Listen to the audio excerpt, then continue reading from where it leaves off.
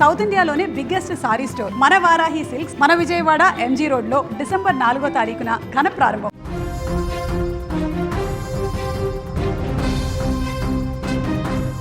నిలబడ్డ చోటుకే మృత్యువు దూసుకువచ్చింది. కేవలం ఒక్క సెకండ్లో జీవితం పూర్తిగా ముగిసిపోయింది.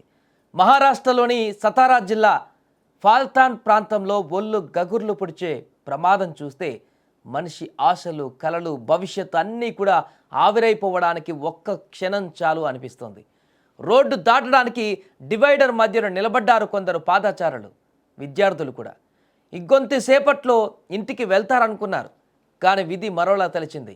అతివేగంతో వచ్చిన ఓ మినీ బస్సు అదుపు తప్పి యమపాశంలా వారిపైకి దూసుకువచ్చింది.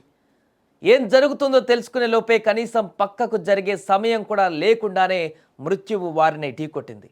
ఆ వేగానికి బస్సు అమాంతం గాల్లోకి లేచి పల్టీలు కొట్టింది. దుమ్ము ధూళిలో ప్రాణాలు గాలిలో కలిసిపోయాయి. ఈ ప్రమాదంలో ఒకరు అక్కడికక్కడే ప్రాణాలు కోల్పోగా మరో ఇద్దరు త్రుటిలో ప్రాణాలతో బయటపడ్డారు. పక్కనే ఉన్న విద్యార్థులు భయంతో పరుగులు తీయడం అక్కడ సీసీటీవీ విజువల్స్లో మనం స్పష్టంగా చూడవచ్చు. రోడ్డుపై ఎంత జాగ్రత్తగా ఉన్నా కూడా ఒక్కోసారి మృత్యువు ఇలా వాహనం రూపంలో దూసుకు వస్తుందని ఈ ఘటన హెచ్చరిస్తోంది. సీసీ కెమెరాలో ప్రమాద దృశ్యాలు రికార్డు కాగా అవి చూడ్డానికి భయానకరంగా ఉన్నాయి. ఒక్క క్షణంలో స్పాట్లోనే మొత్తం జరిగిపోయింది స్పష్టంగా మనకు అందులో కనిపిస్తుంది. అక్కడ పాదాచారులు రోడ్డు దాటుతున్నారు. డివైడర్ మధ్యలో ఒకవైపు రోడ్డు దాటి ఇంకొక వైపు రోడ్డు సైడు వాహనాలు ఏ రకంగా వస్తున్నాయో అంచనా వేసి రోడ్డు దాటేందుకు అక్కడ వారు చూస్తున్నారు.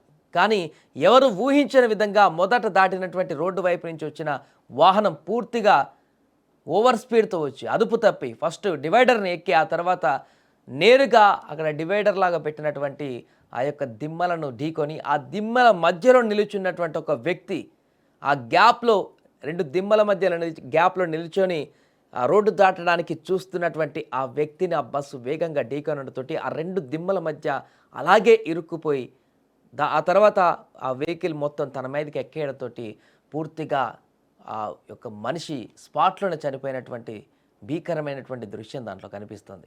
ఇక అక్కడే రెండవ వ్యక్తి కూడా ఆ రాళ్ళు డివైడర్కు సంబంధించిన ఢీకొట్టినటువంటి రాళ్ళు ఆయనకు దెబ్బ తలిగి పూర్తిగా కొద్ది గ్యాప్ తోటి ప్రాణాల నుంచి బయటపడ్డాడు. లేకుంటే తను కూడా ఈ యొక్క ప్రమాదంలో తీవ్రంగా నష్టాన్ని చవిచూసేటువంటి పరిస్థితి ఉండేది.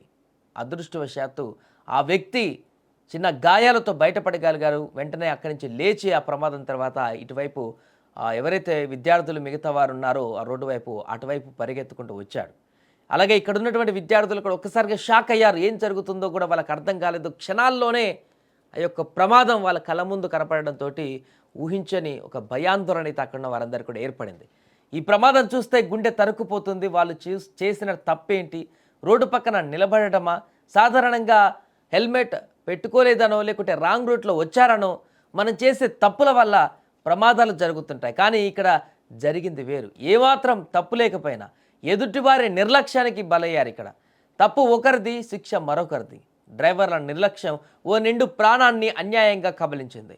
రోడ్డు మీద మనం ఎంత జాగ్రత్తగా ఉన్నా ఒక్కోసారి మృత్యువు ఇలా కూడా దూసుకు వస్తుందంటే భయం వేస్తుంది. సో ప్లీజ్ డ్రైవ్ చేసేటప్పుడు ఒక్క క్షణం ఆలోచించండి.